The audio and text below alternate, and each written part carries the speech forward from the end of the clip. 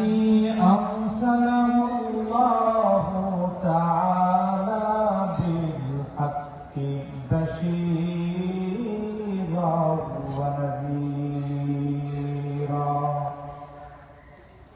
وداعيا إلى الله بإذنه وسراجا منيرا وبعد فأعوذ بالله من الشيطان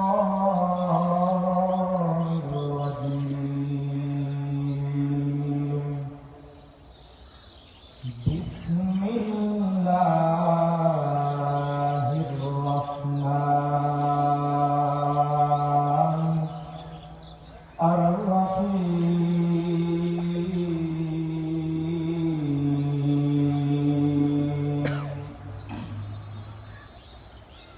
إن الذين ينادونك من وراء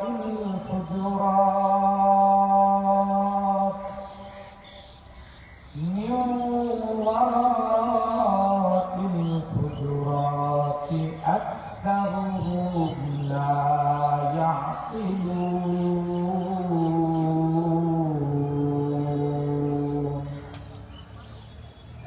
ولو أنهم صبروا حتى تخرج إليهم لكان خيرا لهم والله غفور رحيم.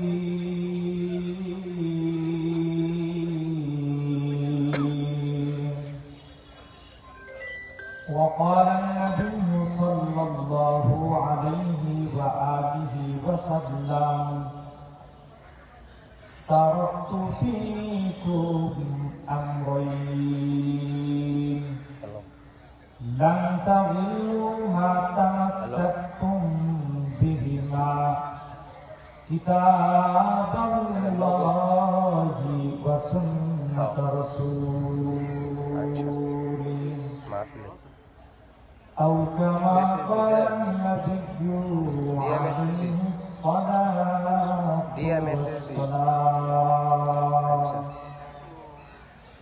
صدق الله مولانا العظيم وصدق رسوله النبي الأمي الكريم ونحن على ذلك من الشاهدين والشاكرين والذاكرين والحمد لله رب العالمين.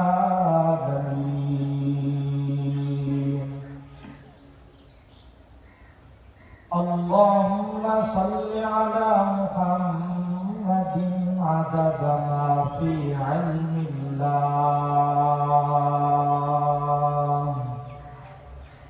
عدد ما في علم الله صلاة دائمة بدوام ملك الله.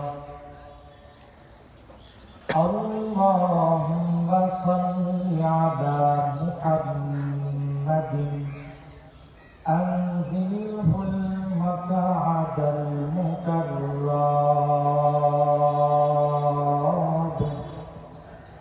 أنزله المقعد المقرب عندك يوم القيامة.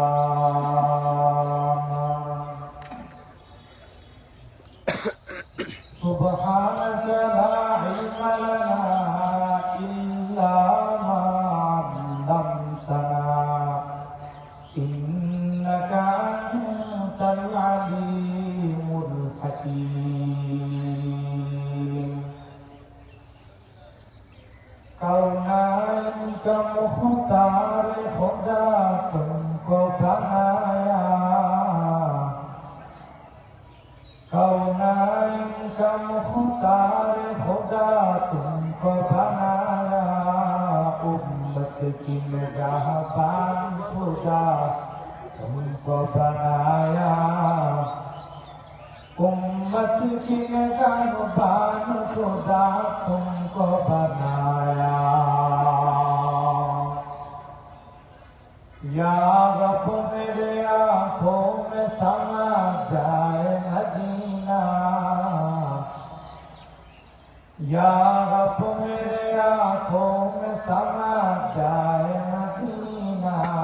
मुद्दत से मेरे दिल में तमन्नाए मदीना, मुद्दत से मेरे दिल में तमन्नाए मदीना। अल्हम्दुलिल्लाह, अल्लाह ताआला रब्बुल आलमीনের দরবারে লক্ষ কোটি শুকর ও সুজুদ, যে দয়াময় মহান মালিক এমন এক পবিত্র মাসে পবিত্র এক দিনে আল্লাহ তাআলা আমাদেরকে কিছু কথা শুনবার মতো এবং আমাকে বলার মতো ধৈর্য তৌফিক দিলেন। নেয়ামতের শুকর আদায়ার্থে সে আল্লাহ তাআলা রব্বুল আলমীর দরবারে শুকরিয়া আদায় করি আলহামদুলিল্লাহ। লক্ষ কোটি দরুদ ও সালাম যে নবীকে সৃষ্টি না করলে আসমান জমিন পাহাড় পর্বত কোনো কিছু আল্লাহ তাআলা সৃষ্টি করতেন না। শাফিউল মুসলিমিন সাইয়্যিদুস সাকালাইন রাহমাতুল লিল আলামিন হযরত মুহাম্মদুর রাসূলুল্লাহ সাল্লাল্লাহু আলাইহি ওয়া আলিহি ওয়া সাল্লাম তার পবিত্র কালামুল্লাহ থেকে দুইটি আয়াত আমি তেলাওয়াত করেছি সূরাতুল হুজুরাত থেকে। তো এই সূরার নাম সূরাতুল হুজুরাত হলো কেন? হুজুরাত শব্দের অর্থ হলো ঘর বা কামরা। প্রত্যেকটা মসজিদের ইমাম যারা আছেন তাদের জন্য মসজিদের কমিটির পক্ষ থেকে একটি করে হুজরাখানা দেওয়া হয় কি হয় না? তো আল্লাহ তাআলা রাসূল যেহেতু তিনি দামি এবং মসজিদে নববীতে নামাজ আল্লাহ রাসূল ইমামতি করতেন, আর আল্লাহ রাসূলের বিবি তো একজন না, বলে আল্লাহ রাসূলের বিবি তো অনেকজন, 8 জন বিবির জন্য আল্লাহ তাআলা রব্বুল আলামিন এই জায়গায় জুমা বুঝাইলেন। একের অধিক বোঝানোর কারণে সূরার নাম হয়ে গেল কি সূরাতুল হুজুরাত। হুজুরাতে কি হুজুরাত মানে অনেকজন। তো আল্লাহ রাসূল তার এরকম কামরা ছিল মসজিদে নববীর পাশে, যেটাকে বলা হয় হুজুরাত। কি বলে আরবিতে? কি বলে? হুজুরাত। বাংলায় কি বলে? কুঠুরি, ইংলিশে রুম। তো আল্লাহ তাআলা সূরার নাম দিয়ে দিলেন সূরাতুল হুজুরাত। আল্লাহ রাসূল এভাবে মসজিদের পাশেই কামরার মধ্যে আল্লাহ রাসূল আছেন। তো সেই জামানার মধ্যে এক গোত্র ছিল, গোত্রের নাম হলো বনি তামিম গোত্র। কি গোত্র? বনি তামিম গোত্র। এই গোত্রের মানুষ সব ছিল ইহুদি। কিন্তু আল্লাহ রাসূল যখন দ্বীনের দাওয়াত দেওয়া আরম্ভ করে দিলেন, তো রাসূলের চরিত্র, রাসূলের আদর্শ দেখে বনি তামিম গোত্রের একজন দুজন না, পুরা বনি তামিম গোত্রই তারা কালেমা পড়ে মুসলমান হয়েছে। সুবহানাল্লাহ। তো সেই সময় এই বনি তামিম গোত্র এখন যে মুসলমান হয়ে গেল, এখন মুসল্লি আছে, যদি ইমাম না থাকে নামাজ হবে না। তো বনি তামিম গোত্রের সবাই যখন মুসলমান হয়ে গেল, তাদের একজন লিডারের প্রয়োজন আছে না নাই? এই লিডারের প্রয়োজন থাকার কারণে তখন তাদের মধ্যে একজন লিডার লাগবে।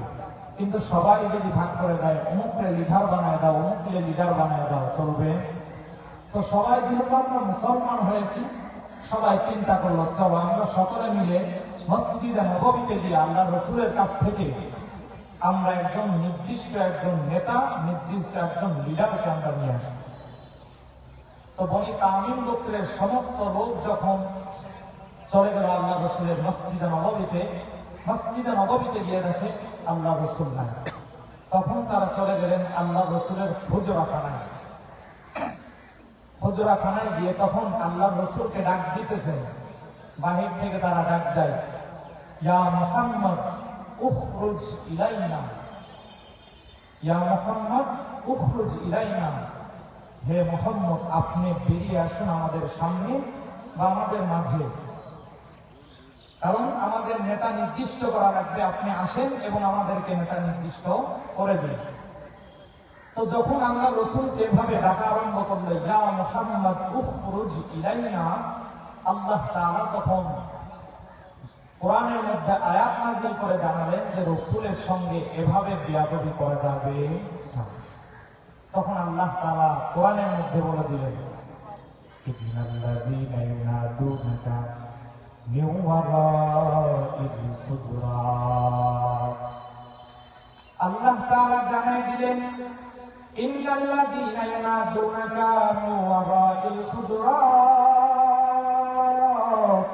আল্লাহ তাআলা বলেন, ইন্নাল্লাযীনা ইউনাদুনাকা মিন ওয়ারাইল হুজুরাত। ও নবী,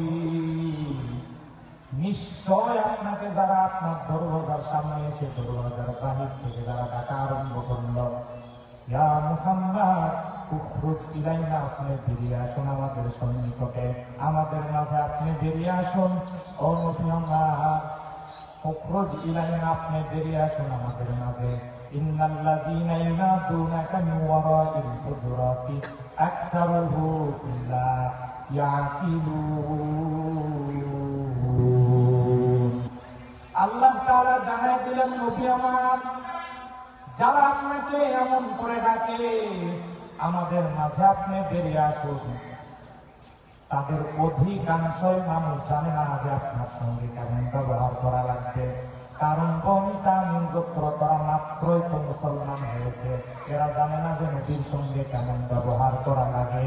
এবার যখন নবীকে এমন ভাবে যখন ডাকা আরম্ভ করে দিল, আল্লাহ তাআলা জিবরাইলের মাধ্যমে যখন আয়াতটাকে নাযিল করে দিলেন, বলে তারা কি করবে, আমরা মুসলমান হয়েছি, আমরা জানি নবীর সঙ্গে কেমন ব্যবহার করা লাগবে। আমি মসজিদে নামাজ পড়ার জন্য গেলাম, ইমাম সাহেব, আমি তার ইক্তেদা করি, ইমাম সাহেবের পেছনে আমি নামাজ পড়ি, আমি মানি তিনি আমার ইমাম।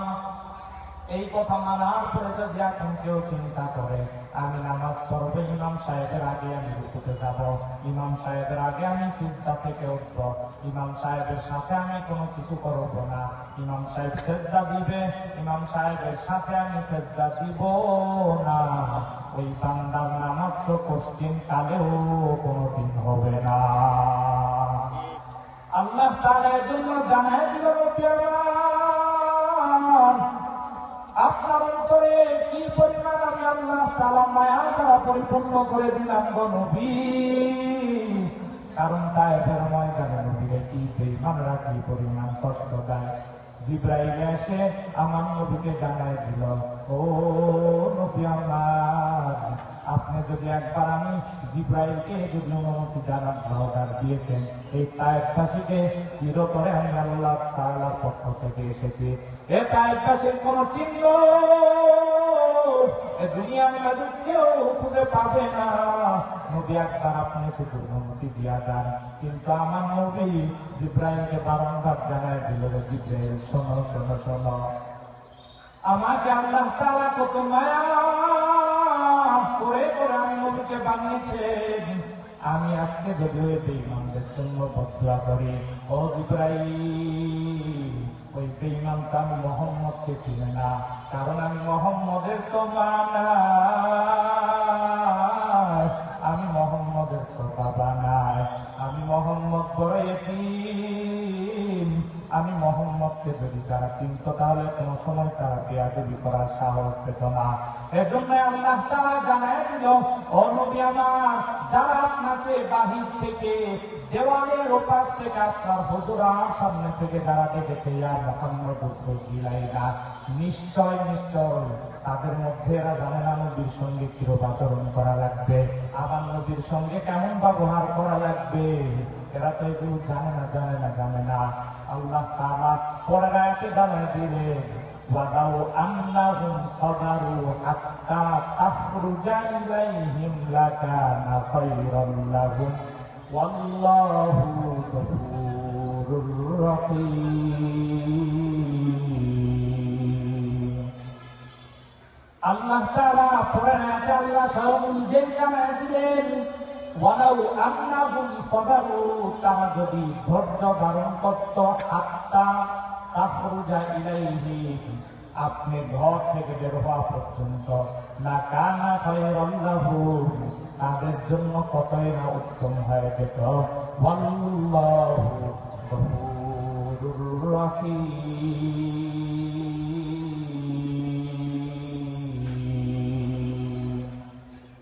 তাদের জন্য কতই না উত্তম হতো।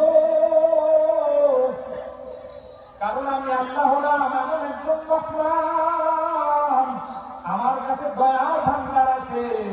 এই বনি তামিম গোত্র যদি আপনার সঙ্গে বেয়াদবি না করে যদি ওখানে যদি তারা দাঁড়িয়ে থাকতো বের হওয়া পর্যন্ত, আমি আল্লাহ স্বয়ং নিজে বনি তামিম গোত্রের সকলকে আমি মাফ করে দিতাম।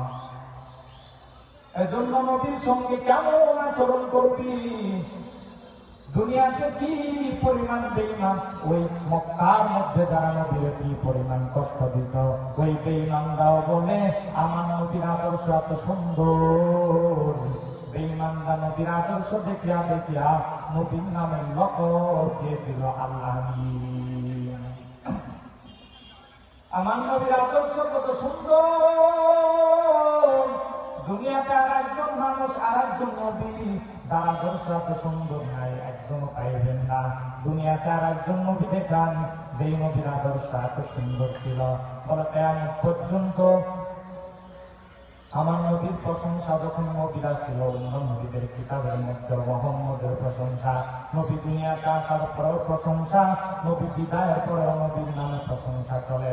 বলে একদিন দুদিন না, কিয়ামত পর্যন্ত লেখালেখির মাধ্যমে বয়ানের মাধ্যমে নবীর প্রশংসা চলবে। কিয়ামত শেষ হবে, নবীর প্রশংসা কেউ শেষ করতে পারবে না। আল্লাহুল আউয়ালিন আল আখিরিন বহরে সাদকা রাহমাতাল লিল আলামিন সাদওয়াজুহুদাক রাহমাতাল লিল আলামিন মসজিদে ও শুধু হামারো ইয়ে জমিন। ওই মক্কাতে যখন আমার নবীর মা নাই, আমার নবীর যখন বাবা নাই, আমার নবীর গার্জিয়ান যখন নবীর দাদা হয়ে গেল, কিছুদিন পরে নবী দাদা জমিন থেকে ইন্তেকাল হয়ে চলে গেল। এখন নবীর গার্জিয়ান বলতে মক্কার জমিন আর কেউ নাই। আমার নবীর গার্জিয়ান নবীর চাচা আবু তালেব হয়ে গেল। যখন নবীর চাচা আবু তালেব নবীর গার্জিয়ান, নবীর আন্ডার যখন নবীর যখন ওই আবু তালেবের আন্ডারে যখন চলাফেরা করে, ওই সময় যখন নবী ইহুদিদের কাছে গিয়া গিয়া যখন কোরআনের কথা বলা আরম্ভ করে দিল, নবীর আমার নবী যখন আল্লাহর কথাগুলো বলা আরম্ভ করে দিল, ওই ইহুদিরা যারা লিডার ছিল, উকবা, সাইবা, মুগিরা, আবু জেহেল্লা, বৈঠক বসে জানাইয়া দিল, মুহাম্মদরে যদি কেউ হত্যা করতে পারো তার জন্য আমরা পুরস্কার ঘোষণা করে দিব। এমন ভাবে বলা আরম্ভ করে দিল। অনেকদিন পেরিয়ে গেল। এরপরে ওই আবু জেহেল, উকবা, সাইবা, মুগিরা এরা বসিয়া বসিয়া এবার তারা নবীর চাচা আবু তালেবের কাছে গিয়া বলা আরম্ভ করে দিল, হে আবু তালেব, তুমি তো মুহাম্মদের চাচা, তোমার ভাতিজা মুহাম্মদ নতুন নাকি একটা ধর্ম এনেছে, মানুষের কাছে গিয়া গিয়া গিয়া গিয়া তার ধর্মের দাওয়াত দেয়। আমাদের ধর্ম নিয়ে বাড়াবাড়ি করে মুহাম্মদকে তুমি সাবধান করে দাও। মুহাম্মদ খবরদার, তুমি আমাদের ধর্ম নিয়ে কোনো বাড়াবাড়ি করবা না। তোমার ধর্ম তোমার নিজের কাছে রাখো, আমাদের কাছে তোমার ধর্মের দাওয়াত দিতে হবে না। বারংবার যখন এগুলো বলা আরম্ভ করে দিল, এবার চাচা আবু তালেবের কাছে গিয়া বলে, হে আবু তালেব, তোমার ভাতিজা তুমি মুহাম্মদকে জানাই দিবা, খবরদার মুহাম্মদ জানে ধর্ম নিয়ে বাড়াবাড়ি না করে। চাচা আবু তালেব এবার গিয়া যখন নবীর সামনে গিয়া আমার নবীকে জানায় দিল, এরে মোহাম্মদ শোনো, ইহুদিরা বারবার বড় বড় লিগার দেশ আমাকে জানায় দিল, এরে আবু তালেব তোমার ভাতিজা কি পরিমাণে এবার ধর্ম নিয়ে বাড়াবাড়ি আরম্ভ করে দিল। এরে মোহাম্মদ তোমার ধর্ম তোমার কাছেই রাখো, বাহিরে তোমার যেতে হবে না, তোমাকে দাওয়াত দিতে হবে না। যখন চাচা আবু তালেব এমন কথা আরম্ভ করে দিল, আবু তালেব বলার সঙ্গে সঙ্গে নবীর চোখ দিয়ে পানি পড়া আরম্ভ হয়ে গেল। আবু তালেবের এই কথা শুনিয়া নবীর মনের মধ্যে যখন অনেক কষ্ট পেল, রাহমাতুল লিল আলামিন চাচা আবু তালেবের এই কথা শোনার পরে নবীর চোখ দিয়ে যখন টপ টপ করে পানি পড়া আরম্ভ হয়ে গেল, চাচা আবু তালেব ডাক দিয়ে বলে, ও মোহাম্মদ, আমি চাচা তোমাকে তো এমন কোনো কথা বলি নাই রে ভাতিজা, যে কথা বলার কারণে তুমি মোহাম্মদের দিলের মধ্যে বড় কষ্ট হয়ে যাবে। ও ভাতিজা চোখের পানি মুছো, আমি চাচা তুমি ভাতিজার চোখের পানি আমি সহ্য করতে পারি না, কারণ এই মক্কার জমিনে তোমার মা নাই, এই মক্কার জমিনে তোমার বাবা নাই, এই মক্কার জমিনে তোমার গার্ডিয়ান বলতে কেউ নাই। ও ভাতিজা তোমার চোখের পানি আমি চাচাও সহ্য করতে পারি না। ও ভাতিজা তুমি কান্না করা লাগবে না। ইহুদি আবু জেহেল উকবাসাই বা তাদের কাজ ছিল আমাকে জানাইয়া দেওয়ার, আমি তোমার কাছে জানাইয়া দিলাম। তবে ভাতিজা শোনো শোনো শোনো, আমি চাচা তোমাকে গ্যারান্টি দিয়ে দিলাম, আমি চাচার শরীরের মধ্যে যতদিন পর্যন্ত এই বিন্দু ফোঁটা রক্ত থাকবে, আমি চাচা যতদিন দুনিয়ার মধ্যে বেঁচে থাকবো, তুমি মোহাম্মদকে তোমাকে বলার পরে যখন তুমি ধর্মের দাওয়াত দিবা, তুমি আল্লাহর নামে দুনিয়ার মাঝে প্রচার করবা, তখন ইহুদিরা তোমাকে মারার জন্য ফন্দি আঁকতে পারে, তোমাকে মারার জন্য চেষ্টা করবে, তখন তোমাকে মারার জন্য তারা ফন্দি আঁকবে, তোমাকে বেতের আঘাত করার চেষ্টা করবে। আমি চাচা তোমাকে গ্যারান্টি দিয়ে দিলাম রে মোহাম্মদ, শোনো শোনো শোনো, আমি চাচা যতদিন দুনিয়ার মধ্যে বেঁচে থাকবো, আরবের কোন বেঈমান কোন দুঃসাহস করতে পারবে না, মোহাম্মদের উপর আক্রমণ করবে, দুঃসাহস কেউ করতে পারবে না। চাচা আবু তালেব যখন গ্যারান্টি দিয়া দিল, নবী আমার চাচাকে বারংবার জানাইয়া দিল, চাচা আপনি একটু কালেমা পড়ে আমার কাছে কালেমা পড়েন। চাচাকে বারংবার বোঝাতে আরম্ভ করে দিল। চাচা কোনোভাবে কালেমা পড়তে চায় না, বলে চাচা ওই হাসরের ময়দানে কিয়ামতের ময়দানে বিচারের পরে চাচা আপনি জাহান্নামে জ্বলবেন, আমি জান্নাতের মধ্যে যাব গো চাচা। আপনি কি পরিমাণ আমার প্রটোকল দিলেন, আপনার কারণে আরবের কোন বেঈমানরা আমার দিকে চোখ তুলে তাকানোর সাহস পায় না, আপনার কারণে আরবের কোন নাস্তিক কোন বেঈমানেরা আমি মোহাম্মদকে বেতের আঘাত করার তারা চিন্তা করেও পারে না। ও চাচা আপনি মারা যাওয়ার পরে যখন হাসরের ময়দানে আপনি জাহান্নামের মধ্যে জ্বলবেন, আমি চাচা আমি ভাতিজা হয়ে কেমনে সহ্য করব। চাচা আপনি কালেমা পড়ে, চাচা ডাকতে বলে, মোহাম্মদ আমি যেহেতু ইহুদিদের লিডার ছিলাম রে মোহাম্মদ, আমি যদি এখন কালেমা পড়ে মরে যাই, আমি যদি মুসলমান হয়ে যদি মরে যাই, আমি নিজেও জানি আমি মরে গেলে আমি জাহান্নামের মধ্যে চলে যাব, আমি কোশ্চিন কালেও জান্নাতে যেতে পারবো না। তারপরে আমি কালেমা পড়বো না, কারণ যদি আমি কালেমা পড়ি তারাও তো ইহুদিদের লিডার, আমিও তো ইহুদিদের লিডার হওয়ার পরে যদি আমি কালেমা পড়ি, আমি মারা যাওয়ার পরে মানুষগুলো সবাই বলতে থাকবে, চাচা আবু তালেব যখন এগুলো বলে আমি যখন মারা যাব, আমি কবরে যাওয়ার পরে সবাই বলবে আবু তালেব বড় হারাম ছিল, বড় হারামি ছিল, নিজে ইহুদি ধর্ম পালন করিয়া এতদিন মুসলমানের বিরুদ্ধে বলিয়া তার ভাতিজা ছোট হওয়ার পরে কোন এক ধর্ম নিয়ে এসেছে সেই ধর্মের বিস্তার করতে যায়, ওই চাচা ভাতিজার হাতে হাতে কালেমা পড়ে মুসলমান হয়ে গেল। আমার মেয়ে বিসর্জন করতে থাকবে, আমার উপরে তারা তহমত দিতে থাকবে। ও ভাতিজা শোনো শোনো শোনো, আমি চাচা যত আমার কষ্ট হোক না কেন, আমি নিজেও জানি আমি জাহান্নামে যাব, কোশ্চেন কালো আমি চাচা কালেমা পড়তে পারবো না। আল্লাহ রসুল এত পরিমাণ রসুলকে তারা ভালোবেসেছে, রসুলের প্রতি এত সুন্দর তারা মায়া করেছে, কি পরিমাণ মহব্বত করত, বেঈমানরাও মহব্বত করত। দুনিয়ার ভেতরে একটা ধর্ম আছে, নাম হলো বৌদ্ধ ধর্ম। এই বৌদ্ধ ধর্মের গুরুর নাম ছিল গৌতম বুদ্ধ।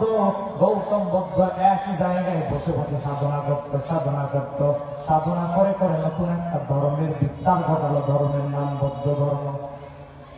এই বৌদ্ধ ধর্ম, এদের নিয়ম ছিল এরা জীবিত কোনো গাছ কাটে না, মাছ কাটে না, মুরগি কাটে না, এরা গরু কাটে না, কারণ জীব হত্যা মহাপাপ। কিন্তু বার্মা সরকার মুসলমানদের কচু কাটা করে প্রমাণ করে দিয়েছে এরা তাদের গুরুর অবৈধ সন্তান। কারণ এদের ধর্মের মধ্যে মাছ কাটা যায় না, গাছ কাটা যায় না, মানুষ কাটা যায় না। কারণ দুনিয়ার মানুষ কোন মানুষকে তো কোনো দিন কাটতে পারে না। এদের ধর্মের যে গুরু ছিল গৌতম বুদ্ধ, একই জায়গায় বসে বসে সাধনা করার কারণে তার নিচের অংশটা এক পর্যায়ে উল্পুকায় খেয়ে ফেলে দিল।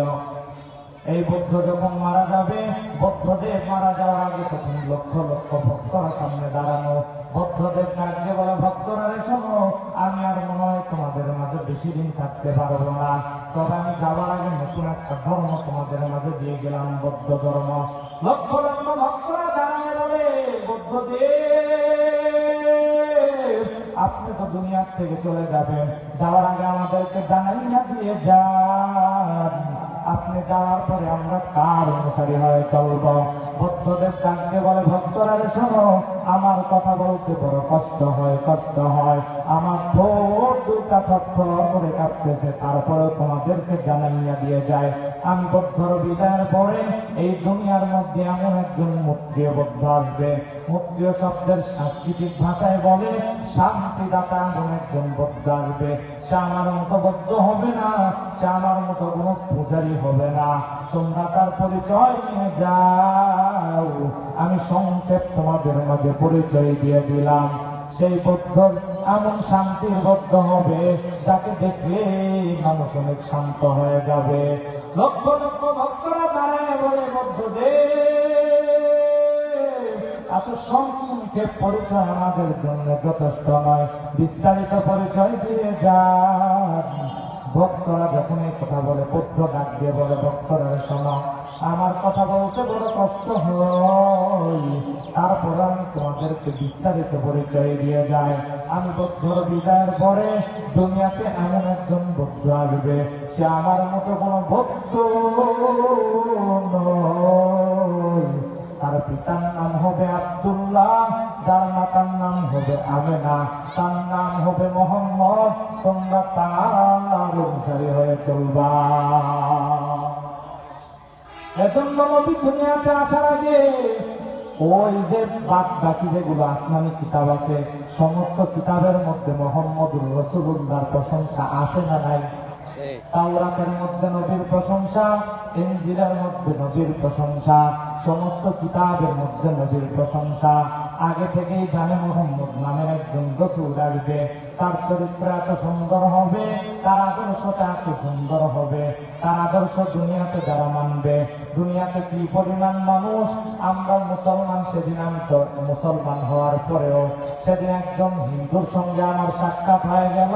হিন্দুরা আমি জিজ্ঞাসা করলাম, তোমরা গলার মধ্যে যে একটা মালা পরো, এই মালা পরার কোন বিশেষ গুণ আছে নাকি? বলে না, না, এই মালার বিশেষ গুণ নাই, এই মালার দ্বারা আমরা প্রমাণ করতে চাই আমরা প্রকৃত হিন্দু।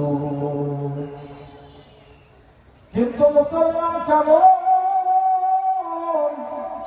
মুসলমান তো নিজের ধর্মটাকে আজ প্রচার করতে পারে না, বরং যারা প্রচার করে এদেরকেও একদল আছে দেখতেও পারে না, বলে এরা দিনের দাওয়াত এমন এক দলে দুনিয়ার মধ্যে আছে, নিজের ধর্ম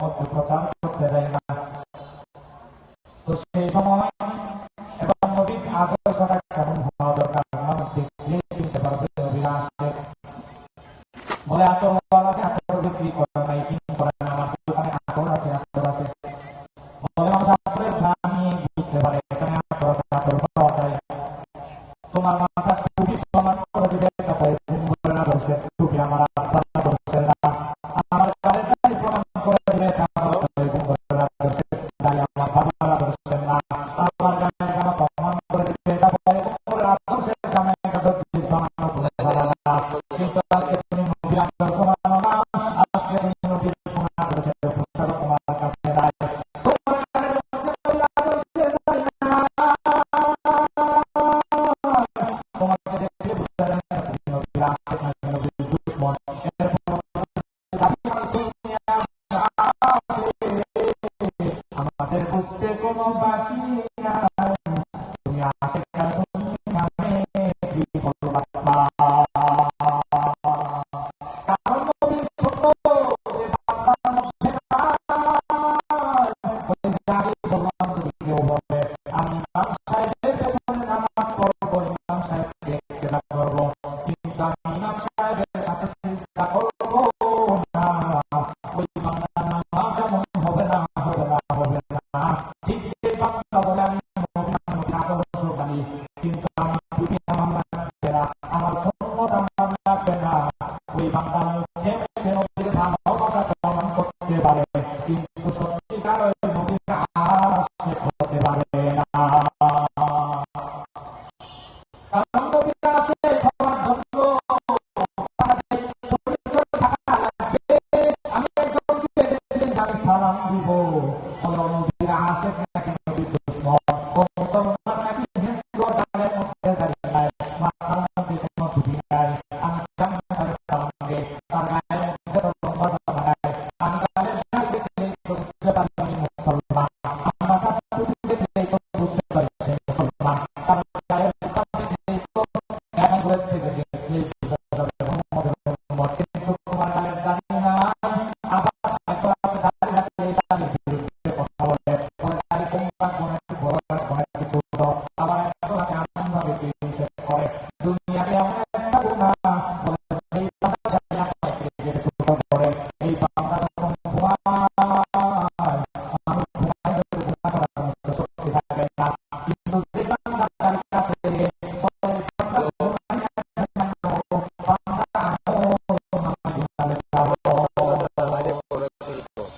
এজন্য বান্দা নবীর সত্যিকারের আশিক হও, বান্দা নবীর সত্যিকারের আশিক হওয়ার জন্য তোমায় মদিনায় যাওয়া লাগবে না বান্দা, নবীর পরিপূর্ণ সুন্নতের পাবন্দি হয়ে চলো। বান্দা হাসরের ময়দানে যদি পরিপূর্ণ নবীর পাবন্দি হয়ে চলতে পারো, হাসরের ময়দানে তোমার আমার জন্য নবীর শাফাত ওয়াজিব করে দিবেন কে? এজন্য দুনিয়াতে চলাফেরার মাঝে সমস্ত কাজে প্রত্যেকটা জায়গায় নবীর সুন্নত মোতাবেক নবীর সুন্নত গুলো মেনে মেনে মুসলমানিত্ব পরিচয় তুলে ধরে আল্লাহ তাআলার আনুগত্য স্বীকার করে আল্লাহকে রব বলে আমরা স্বীকার যে করেছি, আগেই বলেছি আল্লাহ সূরা হুজুরাতের প্রথম আয়াতে বলে দিয়েছেন ইয়া আইয়ুহাল্লাযীনা আমানু লা তুকদ্দিমু বাইনা ইয়াদাইল্লাহি ওয়া রাসূলিহি ওয়াত্তাকুল্লাহ, আল্লাহ এবং রাসূলের সামনে তোমরা অগ্রগামী হয়ে চলো না, যদিও করো ওয়াত্তাকুল্লাহ, আল্লাহকে ভয় করো, আল্লাহু গফুরুর রহিম। আল্লাহ কি ইন্নাল্লাহা গফুরুর রহিম, নিশ্চয় আল্লাহ ক্ষমাশীল, আল্লাহ তাআলা ক্ষমা করে দিবেন। এজন্য আল্লাহ তাআলা আমরা আবের কোনো কথা বলবো না, রাসূল যা বলেছেন আল্লাহ তাআলা যা বলেছেন কোরআনে সেগুলোকে মেনে মেনে আমাদের পরিপূর্ণ জীবনধারা যেন আল্লাহ দুনিয়াতে বাস্তবায়ন করার তৌফিক আল্লাহ পাক রব্বুল আলামিন দান করেন। আল্লাহ তাআলা বক্তা এবং শ্রোতা সকলকে আমল করার তৌফিক দান করুক বলে আমিন। ওয়া মা আলাইনা ইল্লাল বালাগ। আসসালামু আলাইকুম ওয়া রাহমাতুল্লাহি ওয়া বারাকাতুহু।